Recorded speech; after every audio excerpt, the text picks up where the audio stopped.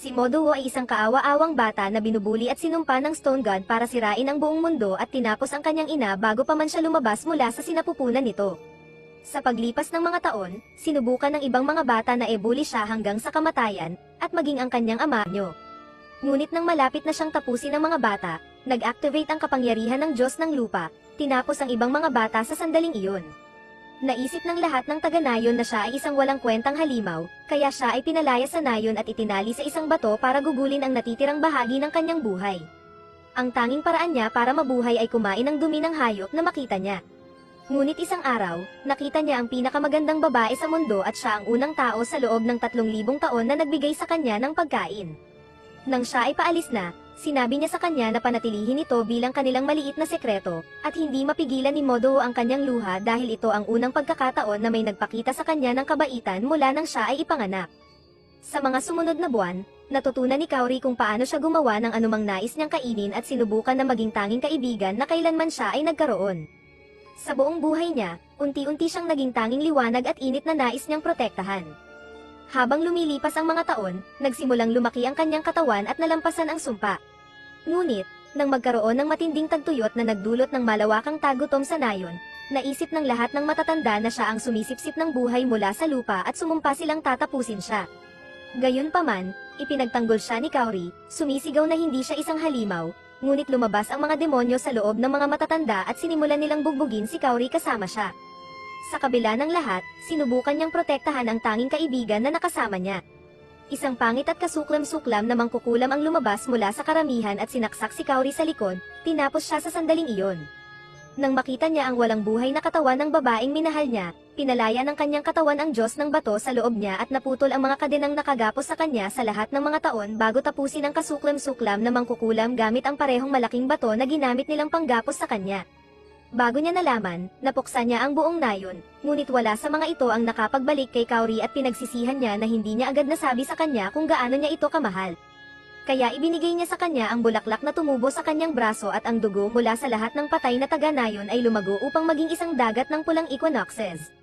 Ang kanilang mystical na kapangyarihan ay kumopya ng kanyang kaluluwa sa ibang katawan, at ang misteryosong Diyosa ng init ay Jin Aisang ang kanyang ipinagbabawal na kapangyarihan para sirain ang buong mundo. 4 na milyong taon sa hinaharap, siya ay muling isinilang bilang isang pangit, kasuklam-suklam, kahabag-habag, at isang loser na may mas miserableng buhay kumpara sa nauna niya dahil kahit na mayroon siyang bagong mga magulang, muling inabuso siya hanggang sa puntong napatay niya silang dalawa gamit ang kanyang mga kapangyarihan at itinaya ang lahat ng kanilang ipon sa sugal. Ang pinakamasaklap sa lahat, hindi niya kailanman natutunan kung paano makipag-usap sa kahit isang babae sa mundo. Sa isang iglap, may isang tao na labis na naghihirap sa buhay, hindi man lang makapagbayad para sa isang maayos na paliguan kaya naman ang kanyang tahanan ay amoy tulad ng isang anime convention. Ngunit habang siya'y nagluluto ng ramen upang di magutom, biglang may biyak na lumitaw sa espasyo at panahon, at mula doon, isang napakagandang Diyosa ang lumitaw sa harapan ng kanyang mga matang hindi pa nakakakita ng anumang katulad niya, walang anumang proteksyon. Ngunit sa pagkakataong nalaglag ang kanyang mangkok ng ramen, nagbago ang Diyosa sa kanyang mas maliit na anyo at nagsimulang humigop sa kanyang noodle. Nang tanungin niya kung sino siya, sinabi niya sa kanya na siya si Dora at ginamit niya ang kanyang ipinagbabawal na teknik. Subalit, sinubukan niyang ihulog siya sa inidoro ngunit patuloy lang siyang nagpapakita ulit upang abalahin siya. Habang nagbibisikleta siya papunta sa klase para takasan siya, nagtaka siya kung paano niya nasummon ang isang Diyosa na 3 milyong taon na. Ngunit patuloy lang siyang sinusundan ni Dora, sinasabing kayang-kaya niyang tuparin ang lahat ng kanyang kahilingan. Ngunit, itinapon niya si Dora sa harap ng boss, ngunit sinabi niya na handa siyang ibigay ang kahit ano kung iyon ang nais niya. Gayunpaman, sinabi niya na ang nakakadiring katawan niya ay mas patag pa sa isang surfboard at nagawang makaiwas sa kanya sa klase. Ang nakakadiring mukha niya ay dumaikit sa kanyang bintana ngunit kahit sinubukan niyang isara ito, nagmakaawa siya sa kanya na gumawa ng kontrata sa kanya at patuloy siyang tinawag na master.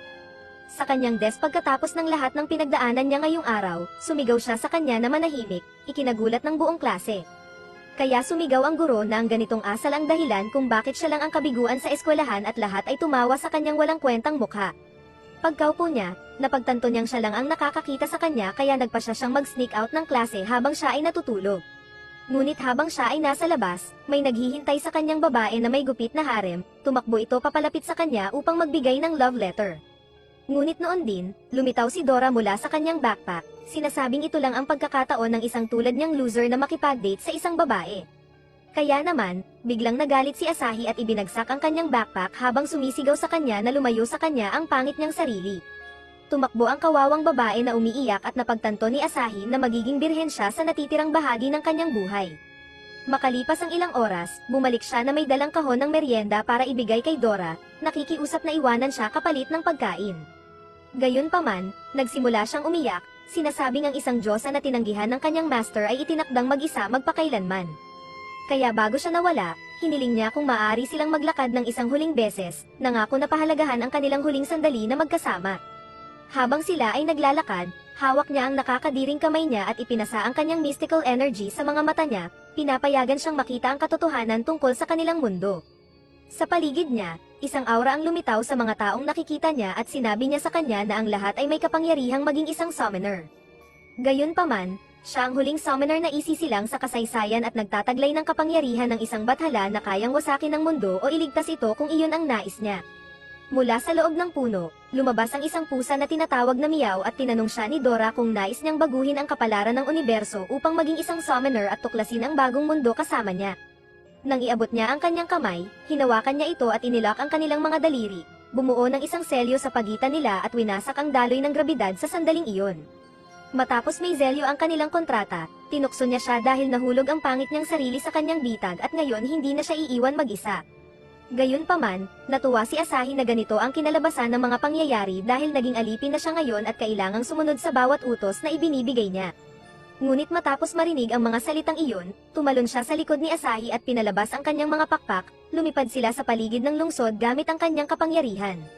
Ngunit nang mapagtanto niya kung gaano kaganda ang mundo, bahagya niyang napigilan siya mula sa pagbangga nila sa isang gusali at muntik na siyang mahimatay sa paggamit ng lahat ng kanyang enerhiya.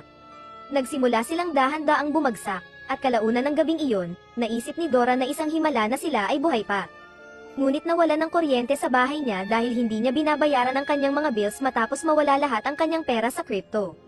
Kaya nagpa siya si Dora na gisingin ng isang lihim na kapangyarihan sa loob niya at isang enerhiyang espiritu ang umakyat sa langit, sumabog sa libo-libong nag-iilaw na mga particle habang sila ay bumabagsak, nagsimula itong magpagaling ng kanyang katawan. Tinanong ni Asahi kung talaga bang Diyosa siya, kaya nagpa siya siyang aylahad ang lahat.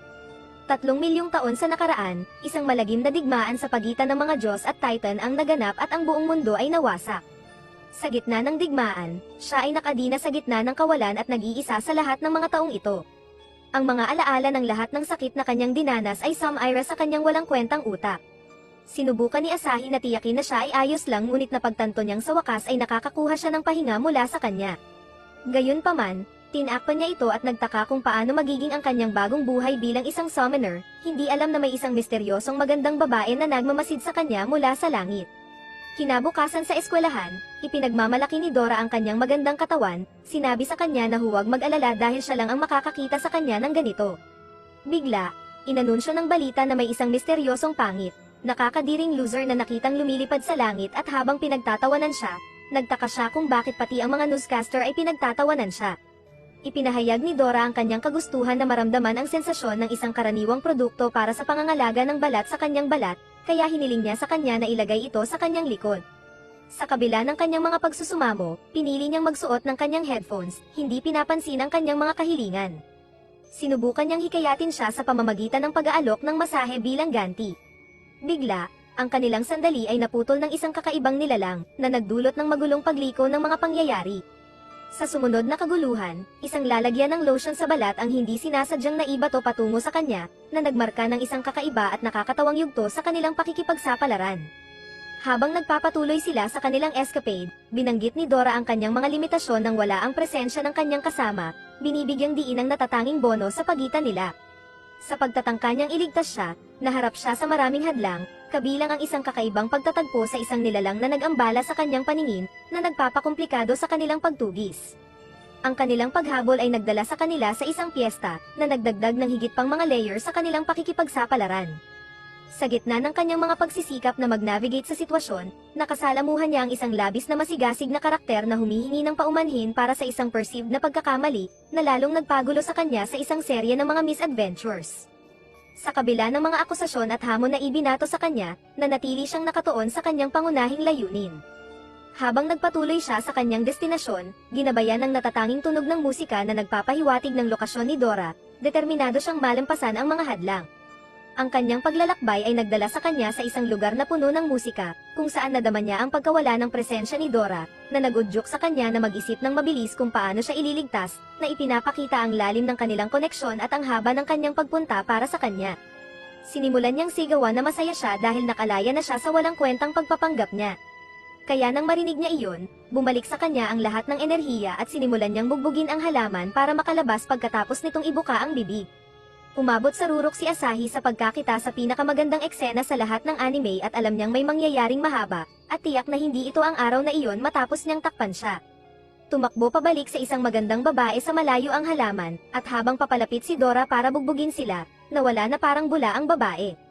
Bagamat gusto ni Dora na sundan sila, sinabi sa kanya ni Asahi na hahanapin nila ang mga ito sa ibang araw dahil mukhang lubhang mapanganib ang babae at nakokontrol siya ng kanyang summoner habang nagtatago. Sinabi ng isang matandang lalaki sa babae na huwag hayaang makatakas si Asahi dahil kailangan niyang makita ang kapangyarihan ng huling Diyos, at pagkaalis niya, nasabik siya sa sandaling muling magkatawang tao si Asahi sa kanyang makadiyos na likha. Kinabukasan sa eskwelahan, naglakad papalapit kay Asahi ang pinaka-sexing mga hita sa anime at bagamat gusto silang makita ng lahat ng lalaki, hindi niya sila pinansin at naglakad papunta sa desk ni Asahi, iniabot sa kanya ang isang sulat bago umalis. Pagkaalis niya, binuksan ng mga lalaki ang sulat na nagsasabing maghihintay siya kay Asahi sa kagubatan pagkatapos ng klase.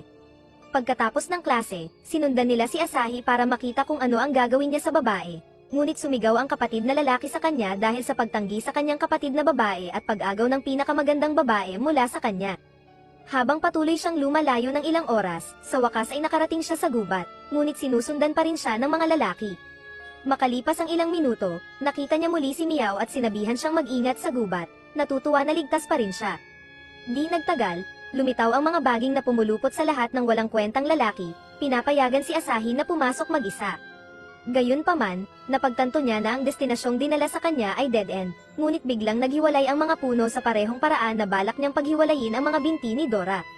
Paglakad niya sa landas, nakita niya muli ang magandang babae, ngunit sinabi ng halaman sa kanya na ibigay ang espiritu o mawawala ang kanyang buhay.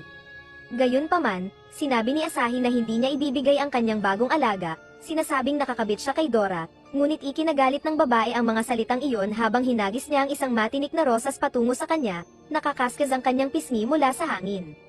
Biglang nagpalit ang halaman sa isang espada na baging na dumurog sa lupa, at halos himatayin si Dora bago subukang makahanap ng sandata na magagamit habang umiiwas si Asahi. Sinabi niya sa kanya na magdadala siya ng kanyang sandata, ngunit tinawag ng misteryosang babae ang isang higanteng ugat mula sa lupa at habang kumakaway siya pababa, libo-libong talim ng halaman ang nagsimulang sumugod patungo sa kanya at ang mga baging ay tumusok sa lupa para siya'y sibatin.